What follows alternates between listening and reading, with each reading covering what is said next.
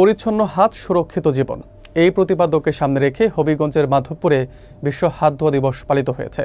সোমবার সকালে উপজেলা পরিষদ চত্বর থেকে একটি বর্ণাঢ্য র্যালি বের করা হয়। র্যালিটি পৌর এলাকার প্রধান সড়ক প্রদক্ষিণ শেষে উপজেলা পরিষদ প্রাঙ্গণে আলোচনা সভায় মিলিত হয়। বিস্তারিত থাকছে নাহিদ মিয়ার প্রতিবেদনে।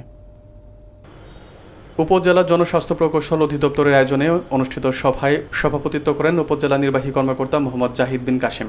উপসহকারী প্রকৌশলী তুষার পালের সঞ্চালনায় সভায় বক্তৃতা করেন উপজেলা কৃষি কর্মকর্তা সজীব সরকার, প্রাথমিক শিক্ষা কর্মকর্তা মোহাম্মদ জাকিরুল ইসলাম, সমবায় কর্মকর্তা মোহাম্মদ ইসমাইল তালুকদার রাহি, মহিলা বিষয়ক কর্মকর্তা পেয়ারা বেগম, উপজেলা মৎস্য কর্মকর্তা আবু আসাদ মোহাম্মদ ফরিদুল হক, মাধবপুর উপজেলা প্রেস ক্লাব সভাপতি তুফাজুল হোসেন চৌধুরী এবং সাধারণ সম্পাদক কায়েস আহমেদ সালমান সহ অনেকেই।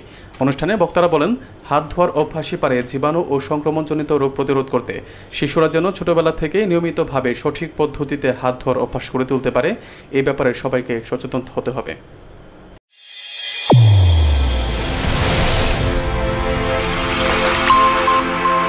চ্যানেল A1 হৃদয়ের স্পন্দন।